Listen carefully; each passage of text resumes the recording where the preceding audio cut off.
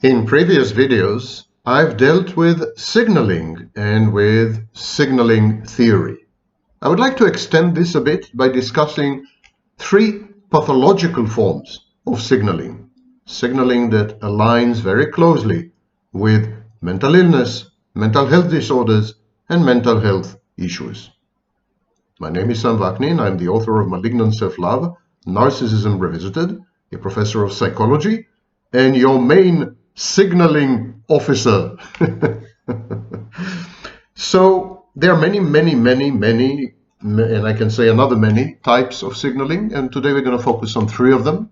All three of them are actually pathological. The first one I call existence signaling or existential signaling. When you signal to people that you exist, it's like saying, hey, I'm here, pay me attention, notice me. That is existence signaling. And of course, what immediately comes to mind is social media. Existence signaling has to do with the need to be seen. The need to be seen is a survival strategy. A baby, a newborn, who is not seen ends up dead. So a precondition for survival is being seen, being noticed. When mother pays attention to you, your caregivers notice you.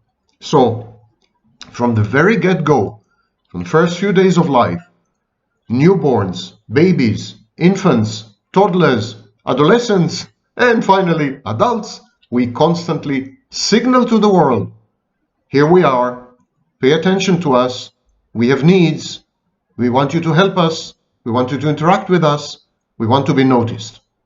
Social media is just a technology platform, an extension, which allows us to do so more efficaciously. It's what I call attention harvesting. And again, it's a primordial, atavistic, foundational drive. It's not something superficial. We're talking about selfies and so on.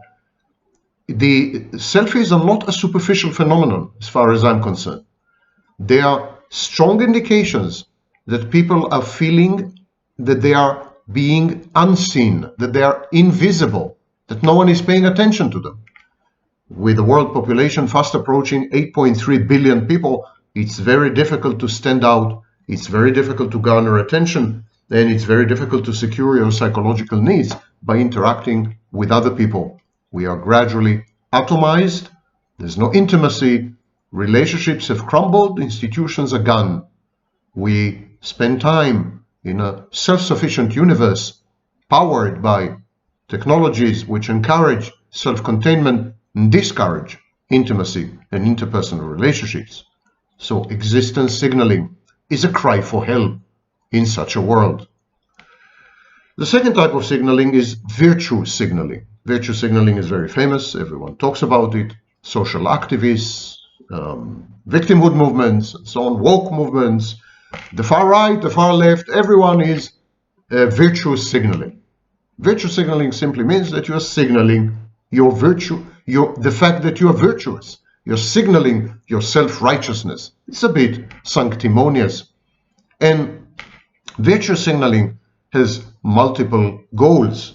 Number one, affiliation, the need to feel that you belong somewhere, that you're accepted, that you are in the in-group. Number two, victimhood. Virtue signaling is about competitive victimhood and also about communicating grievances. Virtue signaling is closely aligned with victimhood and grievance-based communication. And virtue signaling is highly narcissistic.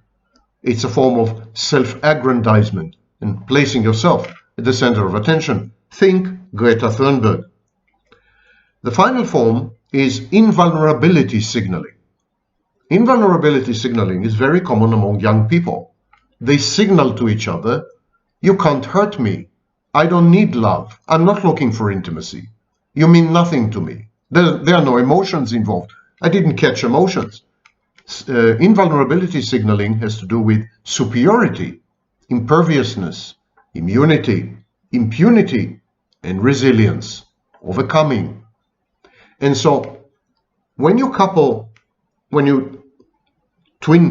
put together existence signaling virtue signaling, and invulnerability signaling, you get the modern landscape of interpersonal relationships and communication.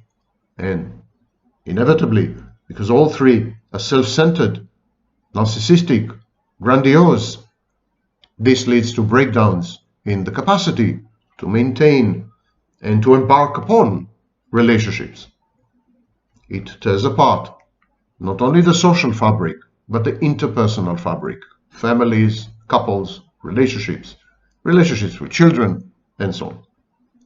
I would like to end this very short video by referring to a recent article. I'm going to analyze it at length later in next month. But right now, I would like just to refer to it. It's an article published in February 2025, and it's titled, enticingly, "I Tweet, Therefore I Am, a systematic review on social media use and disorders of the social brain." The authors are Nancy Yang and Bernard Crespi. It was published in BMC Psychiatry, volume 25. And I want to read to you the abstract, give you a taste of the article, and then we'll analyze it in a future video. The abstract says, with rapid technological advances, social media have become, by the way, an everyday form of human social interactions. For the first time in evolutionary history, people can now interact in virtual spaces where temporal, spatial, and embodied cues are decoupled from one another. What implications do these recent changes have for socio-cognitive phenotypes and mental disorders?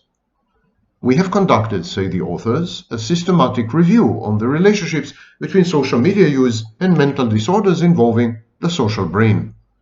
The main findings indicate evidence of increased social media usage in individuals with psychotic spectrum phenotypes, and especially among individuals with disorders characterized by alterations in the basic self, most notably narcissism, body dysmorphism, and eating disorders.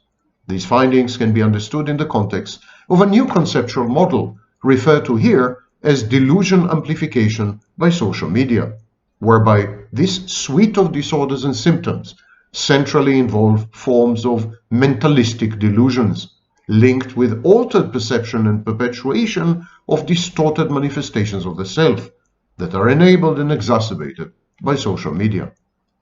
In particular, an underdeveloped and incoherent sense of self, in conjunction with real-life social isolation that inhibits identify information and facilitates identity information probably, and facilitates virtual social interactions.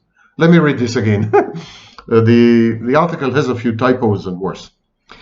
In particular, an underdeveloped and incoherent sense of self, in conjunction with real-life social isolation, that inhibits identity formation and facilitates virtual social interactions, may lead to use of social media to generate and maintain a more or less delusional sense of self-identity.